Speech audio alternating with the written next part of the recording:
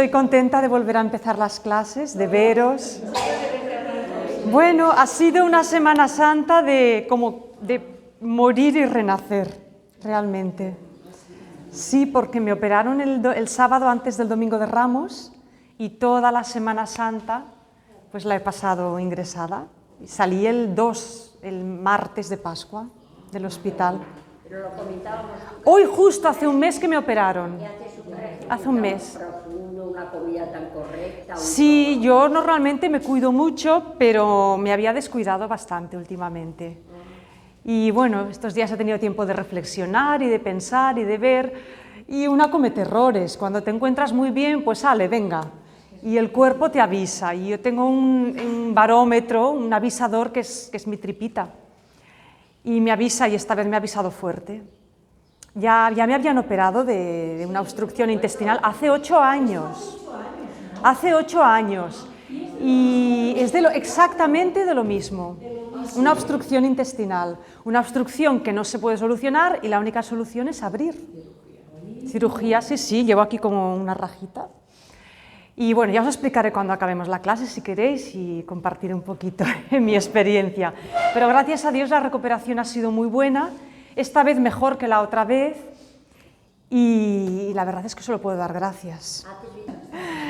Bueno, vamos a ofrecer esta clase al Señor como siempre, con este minuto de silencio, y ofrezcamos este minuto para que Jesús resucitado nos llene de su vida y de su alegría.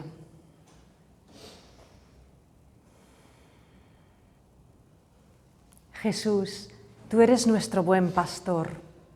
Haznos oír tu voz para que te sigamos y nos lleves a los buenos pastos, a esos pastos de vida eterna. Gracias. Pues vamos a continuar siguiendo los pasos de Jesús. Y si recordáis un poco de las clases anteriores, hemos ido repasando toda la vida de Jesús, sus predicaciones, sus milagros, su mensaje. Entonces, hemos visto que Jesús pasó unos 2 años y pico predicando, curando, haciendo signos y milagros en Galilea, en las fronteras de Tierra Santa, en Judea, con algunas idas y venidas a Jerusalén por las fiestas. Pero ahora ya hacia el final de la vida de Jesús, Él emprende un último viaje a Jerusalén, va a ser el último antes de morir. Y en estas clases que quedan vamos a ver lo que Jesús predica y enseña en los últimos días de su vida y después de su muerte también. Entonces, Jesús va a Jerusalén por última vez antes de Pascua, a principios de primavera. Y recordáis las lecturas de Semana Santa, el Domingo de Ramos, Jesús va a Jerusalén con sus 12 discípulos más próximos, va con su madre, las mujeres que lo siguen, más discípulos cercanos y una multitud de gente que se ha juntado con él, que lo han seguido por Galilea, por Judea, que han visto sus milagros. Y el Domingo de Ramos, recordaréis la lectura del Evangelio, pues Jesús entra en Jerusalén montado en un borrico, seguido de multitud de gente que agitan ramos y palmas y lo van aclamando como el Mesías, el ungido de Dios, el elegido de Dios que viene, que nos va a traer la salvación y que ahora sí entra en Jerusalén triunfal como un rey. Esta era la idea de la gente del pueblo. Y Jesús se deja aclamar por la gente y se deja alabar y cantar y entra en Jerusalén. Cuando entra en Jerusalén, ya os podéis imaginar que las autoridades del templo, los sacerdotes y las autoridades romanas están un poco alerta, porque viene este profeta de Galilea rodeado de multitudes. ¿Qué va a pasar? La gente lo llama Mesías. Claro, para los judíos ya os he explicado que la idea de Mesías era un liberador político. La situación política en Tierra Santa era compleja, estaban sometidos a Roma, el pueblo debía pagar impuestos a Roma, pagar impuestos al templo. La autoridad estaba muy confabulada con los romanos para mantener el orden, pero el pueblo sufría y estaba agitado. Entonces la llegada de Jesús inquietó mucho en Jerusalén, mucho. Pero Jesús, ¿qué hizo? Después de entrar con el borrico y con las multitudes, se baja de su montura, se pasea por la ciudad, va al templo y sale de Jerusalén. La última semana de Jesús, aunque él vaya cada día a Jerusalén, no se aloja en la ciudad, sino en Betania, en casa de sus amigos, Lázaro y sus hermanas, Marta y María. Betania era como el refugio de Jesús, era como su pequeño oasis. Él estaba a gusto allí, se sentía acogido, y sus discípulos más próximos pues seguramente también estaban en Betania o repartidos por otras casas. Y toda la multitud que seguía a Jesús, ¿dónde estaba? Los que tenían familia en Jerusalén, y los que no, acampados alrededor. Recordaréis que lo he explicado otras veces, que por Pascua en Jerusalén se juntaban miles y miles de judíos de toda la diáspora. En Tierra Santa vivían a lo mejor 500 o 600.000 judíos, pero en la diáspora, en todo el Mediterráneo oriental, en Egipto, en Asia Menor, en Mesopotamia, en Italia, en Grecia, vivían 4 millones de judíos. Y por Pascua, por lo menos 100.000 se iban a Jerusalén a peregrinar. O sea que había más gente peregrina de afuera que habitantes de la ciudad. Estaba la ciudad rodeada de gente acampando para celebrar la Pascua. Claro, Jerusalén era un hervidero en aquellos días. Y por eso el gobernador romano, que solía vivir en otra ciudad, en Cesarea, por Pascua siempre se desplazaba a Jerusalén con sus soldados para vigilar que las cosas se mantuvieran en orden, para que no hubiera ningún altercado. La presencia de Jesús, por tanto, doblemente delicada. Pero Jesús no iba a levantar ningún altercado social ni político. Jesús esos días en Jerusalén se dedicó a ir a enseñar en los recintos del templo. El primer día, esto lo vamos a pasar muy rápido hoy, ¿recordáis la expulsión de los mercaderes del templo? Pues Jesús hizo esto, se acercó al recinto del templo, sabéis que el templo era el templo, el patio de los sacrificios, y afuera unos grandes patios, uno para los hombres, otro para las mujeres, más afuera el patio de los gentiles, donde solo podían entrar los extranjeros. Los gentiles no podían entrar en los patios interiores, pero entre patio y patio había largas hileras de pórticos, y en esos porches pues se vendían los animales que la gente compraba para sacrificar, y se cambiaban monedas, porque si había tantos peregrinos que venían de afuera de Jerusalén, esos peregrinos traían sus monedas. Esto es el cambio de moneda, pero el templo solo aceptaba los siclos del templo, o los shekels de plata. Entonces la gente tenía que cambiar moneda, comprar sus animales, y claro, allá había un auténtico mercado y un negocio de cambio. Bueno, pues Jesús se dirigió a las paradas de los que vendían animales y palomas y de los cambistas, cogió unas cuerdas, formó un látigo y empezó a tirar mesas, a echar a los animales, a lanzar monedas al suelo y a decirles: fuera de aquí, porque estáis convirtiendo la casa de mi Padre en un mercado. En otros evangelios dice: esto es una cueva de ladrones, no convirtáis la casa de mi Padre en una cueva de ladrones. ¿Por qué haciendo esto? La gente quedó impresionada, claro, y muy alterada, pero ¿por qué no detuvieron a Jesús ni lo aprisionaron las autoridades del templo? Porque era un gesto profético, lo he explicado en otras ocasiones. Un gesto profético como el que habían hecho otros profetas antiguamente, tachando al templo de cueva de ladrones. Y esto lo había dicho el profeta Jeremías. Jeremías tiene esa frase exacta: mi templo lo habéis convertido en una cueva de ladrones, porque aquí todo es comercio, todo es negocio, todo es ofrecer sacrificios, pero en vuestra vida no sois honrados, no sois misericordiosos, no os compadecéis de la gente, no os portáis bien con los demás. ¿De qué me sirve tanto negocio y tanto sacrificio si luego en vuestra vida no lo demostráis una verdadera devoción a Dios ni un respeto a los demás? Con este gesto profético, claro, Jesús empezó revolviendo el ambiente, pero la gente del pueblo estaba cada vez más convencida de que era un gran profeta. Entonces, las autoridades del templo y los fariseos y los escribas le dicen a Jesús: bueno, ¿quién eres tú para hacer este gesto profético? ¿Quién eres tú para expulsar a los mercaderes? ¿De qué vas? Vamos, le vienen a decir, ¿de qué vas ahora? ¿Por qué haces esto? Jesús les responde con mucha inteligencia. Les responde con una pregunta. Les dice: os responderé a vuestra pregunta si me decís una cosa. Juan Bautista, que predicaba en el Jordán ¿Con qué autoridad hablaba y con qué autoridad bautizaba? ¿Con la de Dios o con la de los hombres? Vaya pregunta, porque Juan Bautista, recordad, venía de la casta sacerdotal, pero se había alejado del templo y la gente lo tenía por un gran profeta, pero los sacerdotes no estaban nada convencidos con Juan Bautista, no creían en él. Claro, si le decían a Jesús, no, Juan Bautista hablaba por su cuenta, era su autoridad humana, la gente se les iba a echar encima, porque el pueblo tenía a Juan Bautista por profeta. Pero si le responden a Jesús, no, Juan Bautista hablaba con autoridad del cielo, entonces Jesús les diría, ¿y por qué no le hicisteis caso? ¿Por qué lo marginasteis? ¿Por qué no le salvasteis la vida cuando lo cogió Herodes prisionero? ¿Por qué no le escuchasteis? Así que, cuando Jesús les hace esta pregunta de Juan Bautista, se quedan mudos y dicen, no sabemos. Dice, ¿no sabéis? Dice Jesús, pues tampoco yo os digo con qué autoridad he obrado este gesto.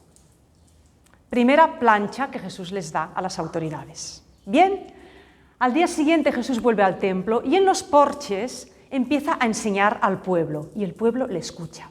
Los porches del templo, además de ser mercadillo, eran un lugar donde los rabinos enseñaban a sus discípulos. Se sentaban en unos bancos y sus discípulos los escuchaban. Era un lugar de enseñanza, donde Jesús había estado a los 12 años con los maestros del templo, donde se perdió.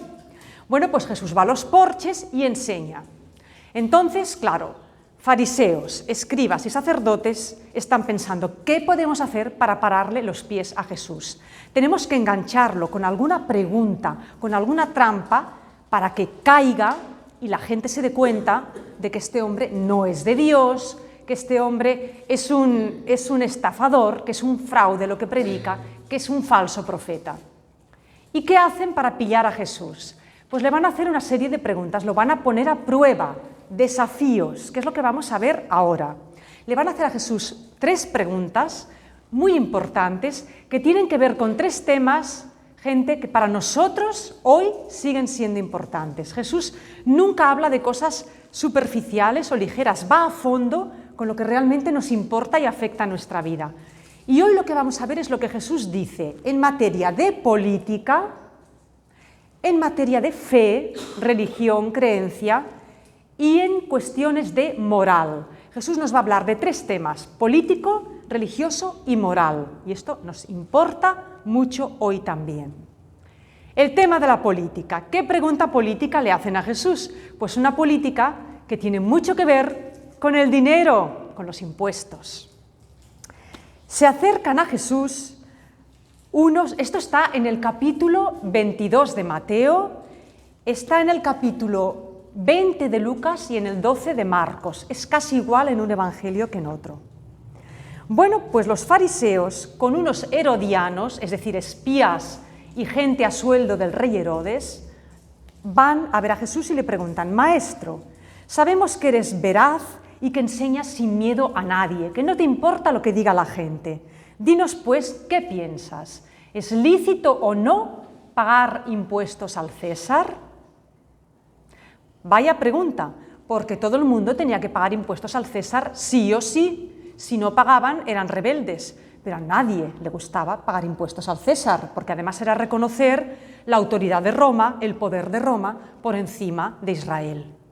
Entonces, claro, Jesús les vio la malicia. Si Jesús contesta, sí, hay que pagar impuestos, la gente diría, no es un profeta de los nuestros, no está con nosotros, está con el poder de Roma.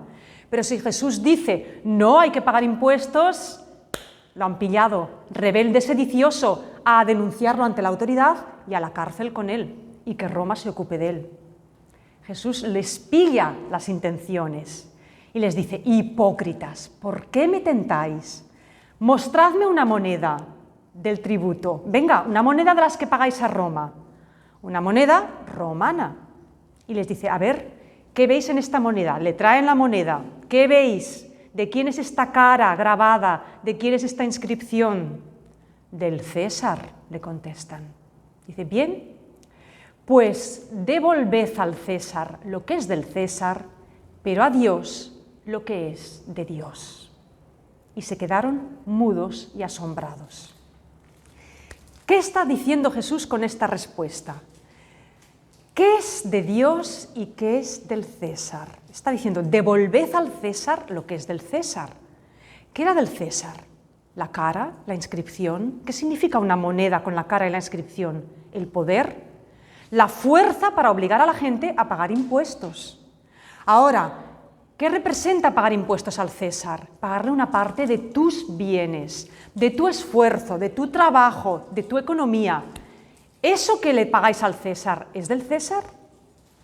¿Merece el César que le paguéis esto? Fijaros que Jesús, muchos evangelios, muchas Biblias dicen, dad al César lo que es del César. Si nos vamos al texto griego original, no es dad, es devolved. Es decir, lo que es suyo, devolvédselo. ¿Es del César tu esfuerzo, tu trabajo, tu dinero, tu economía? ¿O es del César otra cosa? Es del César el poder para exigírtelo. Jesús con esta respuesta no está diciendo que sea justo pagar impuestos. Posiblemente no lo era. Pero tampoco está diciendo que no paguen impuestos. ¿Por qué? ¿Qué remedio tienen que pagarlos? Jesús no está invitando a la rebelión, pero les está haciendo pensar, ¿es justo lo que estamos pagando al César? ¿De verdad es justo o nos está exigiendo más de la cuenta? ¿Qué nos da el César a cambio de estos impuestos? ¿Qué nos da? ¿Qué nos da? ¿Un ejército para vigilarnos? ¿Carreteras para que caminemos y nos desplacemos? Bueno, caminos siempre los hemos tenido. Hay personas que explican esta respuesta de Jesús de la siguiente manera.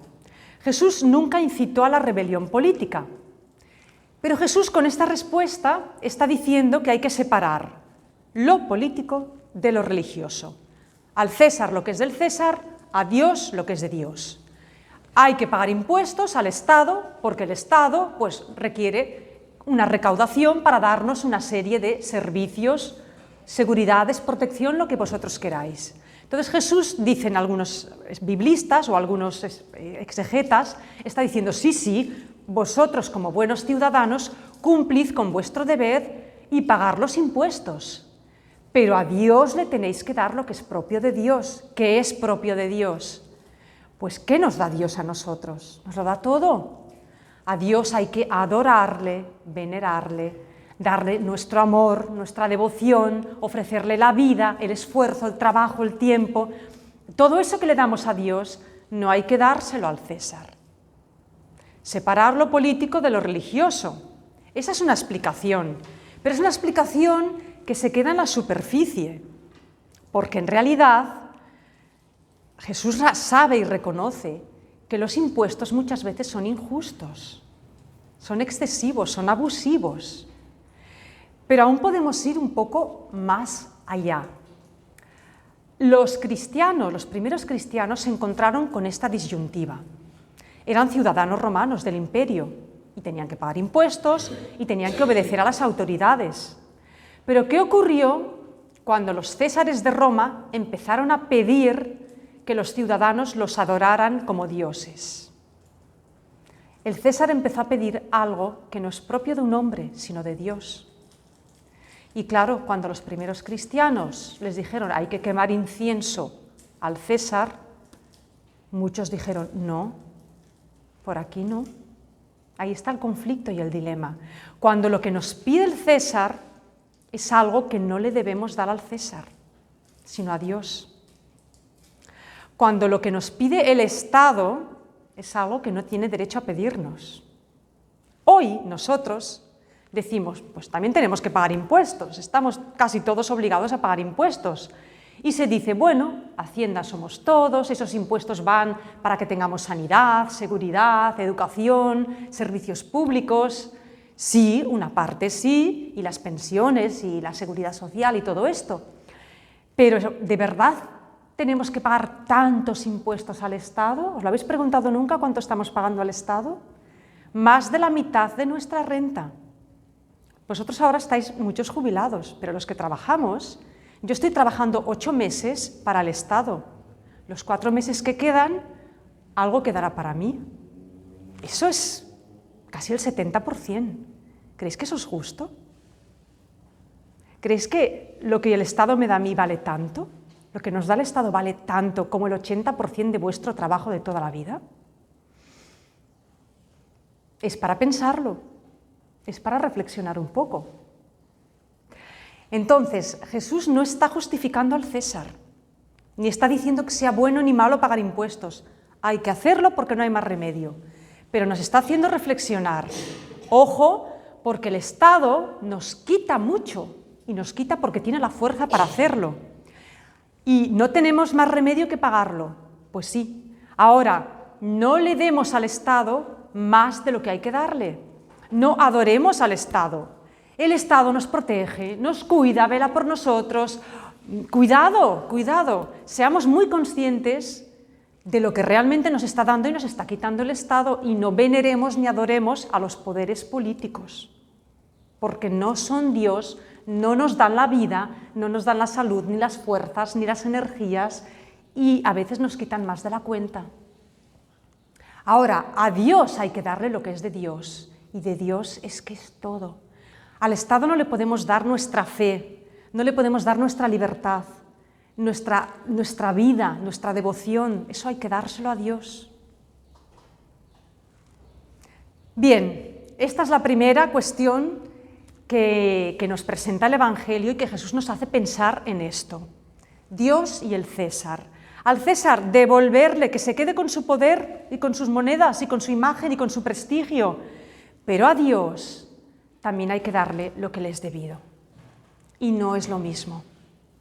Bien, viendo que Jesús había respondido también a los fariseos, que eran gente muy amante del dinero, por eso le hacen la pregunta de los tributos, ahora se va a acercar a Jesús otro grupo, que son los saduceos, la casta sacerdotal. Los saduceos creían en la Torá, los 5 primeros libros de la ley de Israel, Génesis, Éxodo, Levítico, Números y Deuteronomio, pero los demás libros de la Biblia no les importaban mucho. Ellos decían, nosotros solo la Torá. ¿Y qué pasa? Que como la Torá pues tiene unas enseñanzas, pero no son todas las enseñanzas en las que creían los judíos, los saduceos no creían en la resurrección de los muertos, porque en la Torá eso no aparece nunca, esa idea de la resurrección, cosa que los fariseos sí creían en la resurrección de los muertos. Bien, pues los saduceos no creían en la resurrección y dice, vamos a ver qué piensa Jesús.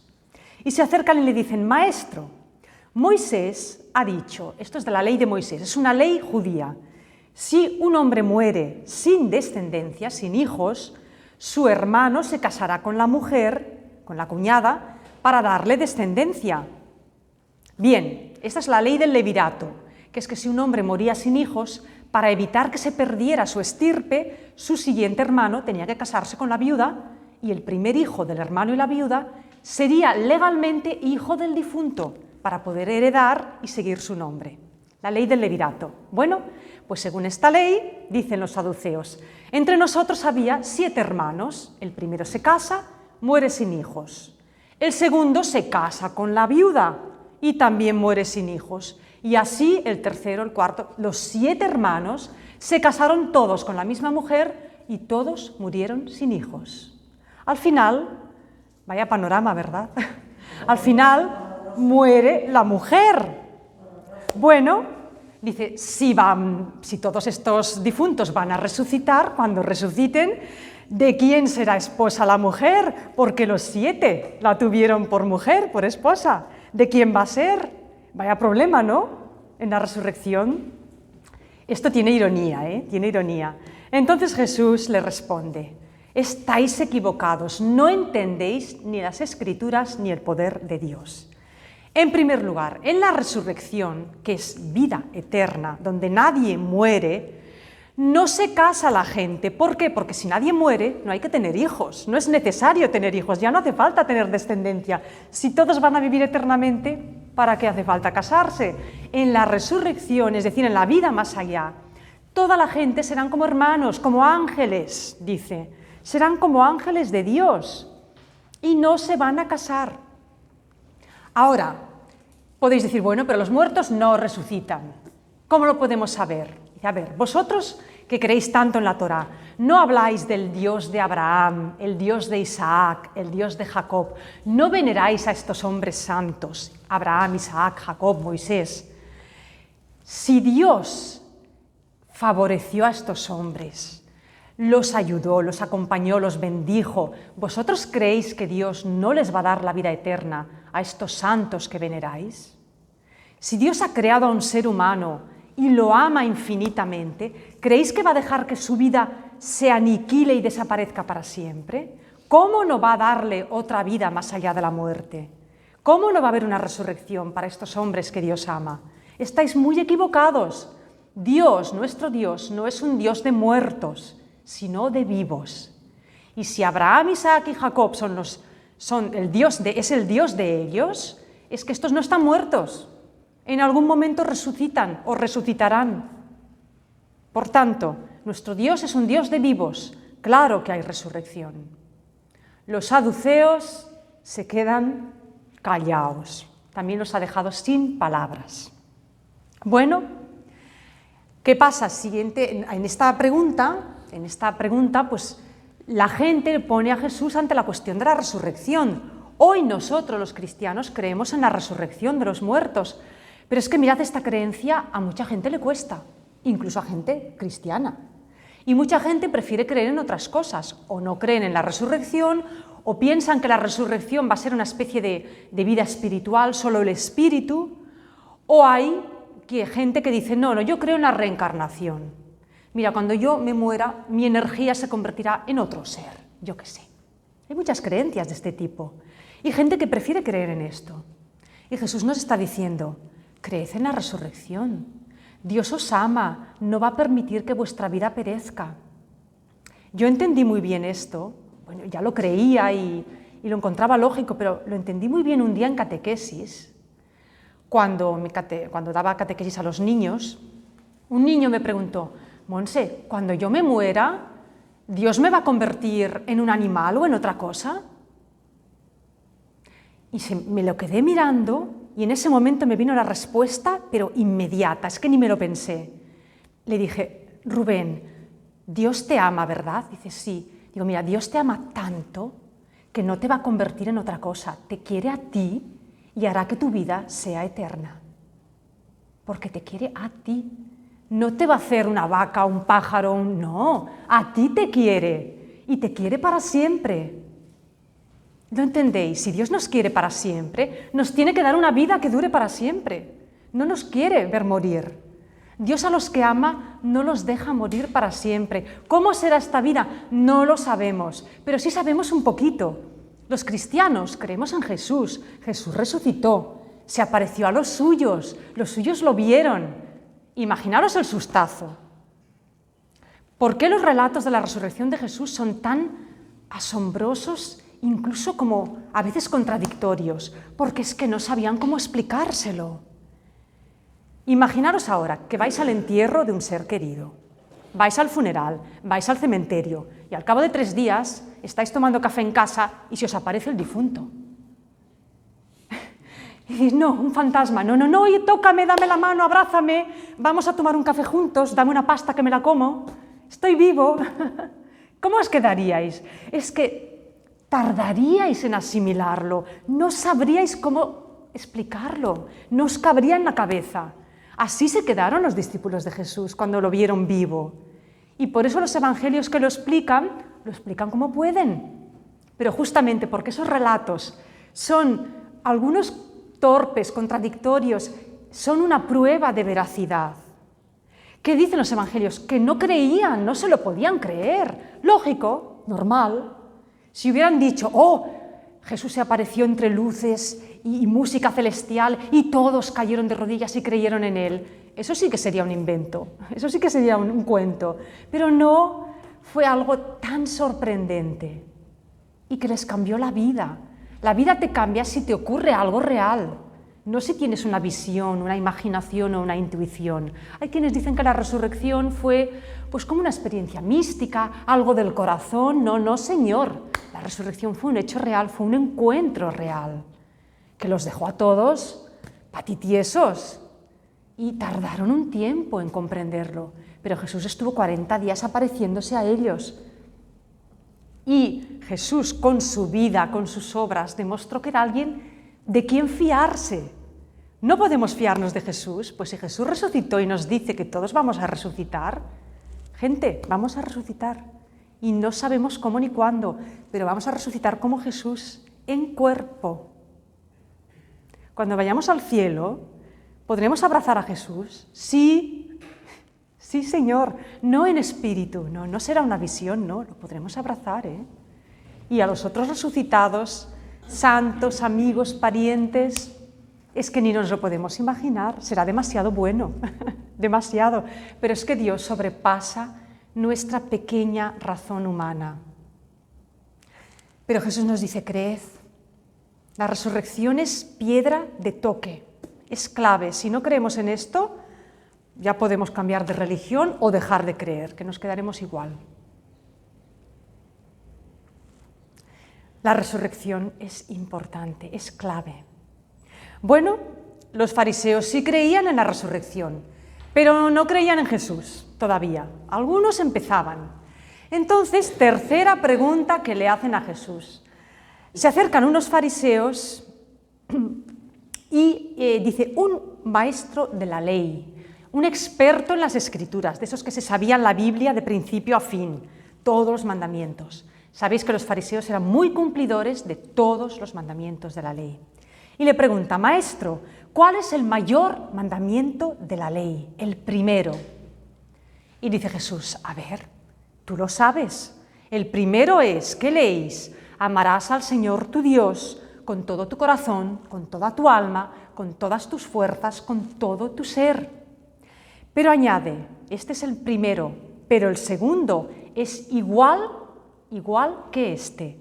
Amarás al prójimo como a ti mismo. De estos dos mandamientos pende toda la ley y los profetas.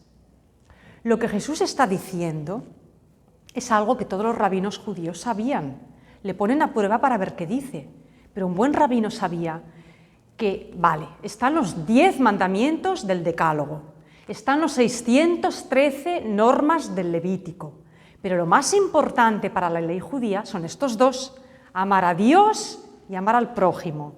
Amar a Dios, el Shema Israel, escucha Israel, el Señor es tu Dios, lo amarás con toda tu alma, con todas tus fuerzas, con todo tu corazón. Deuteronomio 6:5, si queréis la frase, los que tomáis nota.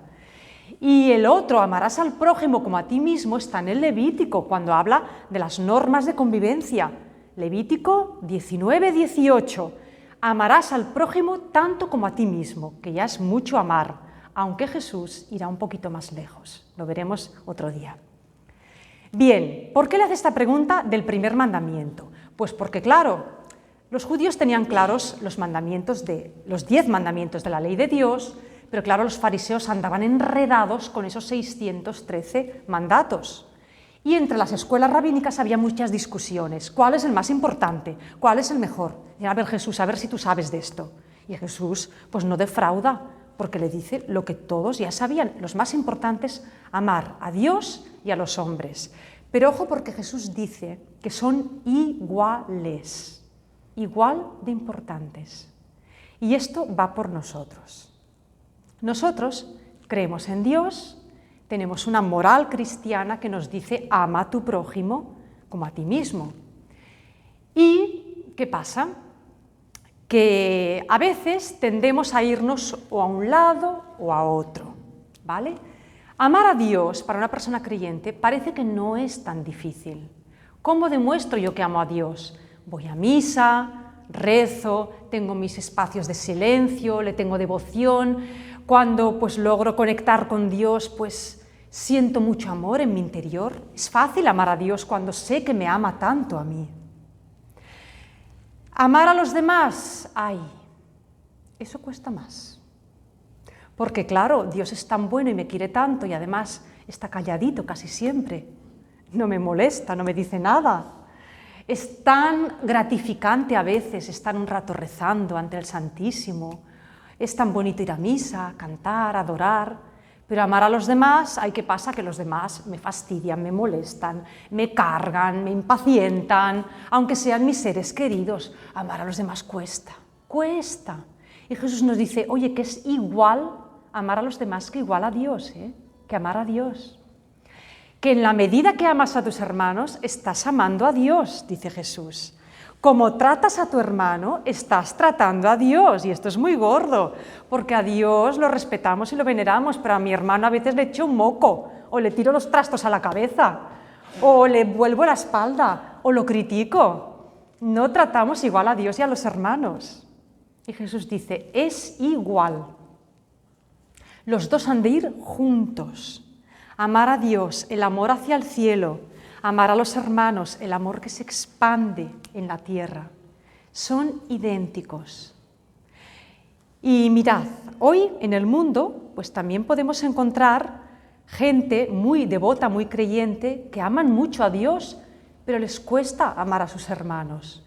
Incluso lo vemos en las familias, hombres o mujeres muy devotos, mujeres que son muy de misa y de rosario, pero luego van a su casa y a su marido lo tienen mortificado. Yo he conocido casos, mujeres súper cristianas, fieles, que montaban movidas en su parroquia, dirías, qué santa es esta mujer, pero hablabas con el marido y el pobre era un pobre mártir. Pues eso no, Jesús le diría, señora, tu marido es la imagen de Dios para ti, ámalo a él, el primerito, que si amas a tu marido, Dios está contento. Y al revés, también hay maridos pues muy devotos, muy fieles, muy cristianos, muy religiosos, pero en su casa son unos ogros y tienen a la mujer pobrecilla y a los hijos amargaos. Pues eso tampoco. Y hay personas muy activistas en la iglesia, muy misioneras, pero luego en su vida normal pues explotan a sus trabajadores, se llevan mal con sus compañeros, están peleados con media familia. ¿Qué es eso? No. Entonces Jesús diría, ¿qué es lo más importante? ¿Qué es lo más importante? Pues si leemos Mateo 25, ahí tenéis la respuesta. Porque hay gente que ama mucho a Dios, pero le cuesta amar a los demás. Hay un personaje de una novela de Dostoyevsky, Los hermanos Karamazov, una dama muy devota, que va a confesarse con un sabio monje muy bueno. Le dice, ay padre, es que yo cuanto más amo a Dios, más odio a la raza humana, porque es que los humanos son tan malvados, tan mezquinos, tan miserables. Y el monje le dice, ay hermana, ¿no vas bien? Eso no. Si amas a Dios, tienes que amar a tus hermanos, porque la prueba que amas a Dios es que amas a tus hermanos, al prójimo. Leeros la primera carta de San Juan, no es muy larga, un día, es una maravilla. San Juan es el que dice en su carta, ¿amas a Dios al que no ves y no amas a tu hermano al que ves? Hipócrita. La prueba que amas a Dios es que amas a tu hermano. Y en Mateo 25, Jesús es muy claro. ¿Quiénes se salvarán? ¿Los que aman mucho a Dios o los que aman mucho a los hombres? Bueno, pues cuando llegue el momento del juicio del alma, Dios no les va a preguntar a los hombres, oye, ¿has venido mucho al templo, a misa, has sido muy devoto, has rezado mucho? No, Dios nos va a preguntar, ¿has dado de comer al hambriento? ¿Has dado de beber al sediento? ¿Has vestido al desnudo? ¿Has acogido al extranjero, al forastero? ¿Has visitado al enfermo? ¿Has practicado la misericordia con tu prójimo? Pasa, bendito de mi Padre. No le va a decir si ha ido mucho a misa o si ha rezado mucho. Ahí tenéis la respuesta. El amor al prójimo es lo primero. Luego también es verdad que hay personas que no son creyentes y que se centran solo en el amor al prójimo. ¿Se salvarán estas personas? Seguramente sí, seguramente sí. Pero también pasa una cosa, si tú no crees en Dios, si no tienes un apoyo, un respaldo espiritual, cuando te pongas a amar al prójimo te vas a encontrar con que tienes límites y que se te agota la fuerza, la energía, el amor. Y muchas personas que son muy activistas y ayudan mucho a los demás, pero les falta ese sostén de la fe, se queman. Se queman porque amar al prójimo a veces es muy duro y la gente no siempre responde y no siempre te compensa. Entonces, claro, se queman y ¿qué pasa? Pues que acaban cansándose de amar, ya no aman tanto, o acaban pues decepcionados de la humanidad, ¿no? Ay, la raza humana, qué triste, como ese personaje, ¿no? Es que ya al final... Entonces, ¿por qué es importante las dos cosas? Porque el amor a Dios nos sostiene y nos llena. Y de ese amor a Dios, si es auténtico, pasamos a amar a los demás. Y el amor a Dios nos permite hacer cosas heroicas como amar a un enemigo, perdonar al que nos ha fastidiado, al que nos ha traicionado, al que nos ha hecho las cosas difíciles. Pues eso nos lo permite el amor de Dios. Y si comprendemos el amor de Dios, nos vamos a dar cuenta que Dios es Padre de todos y que un verdadero Padre ama a todos sus hijos, los buenos y los no tan buenos.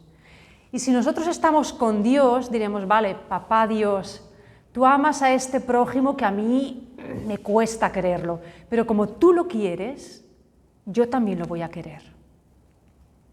Como Él está en tu corazón, yo voy a hacer un esfuerzo por demostrarle estima o por ayudarlo si puedo. De esta manera se unen el amor a Dios y a los hombres, que es lo ideal. Y nosotros los cristianos podemos vivir esta doble dimensión del amor, el amor hacia el cielo y el amor que se expande en la tierra. Y que así sea y que así lo podamos vivir, porque esta es la vida eterna, que empieza aquí, pero que en el más allá, de la mano de Jesús, todos vamos a conocer un día. Estoy segurísima de ello. Gracias. Gracias, gente.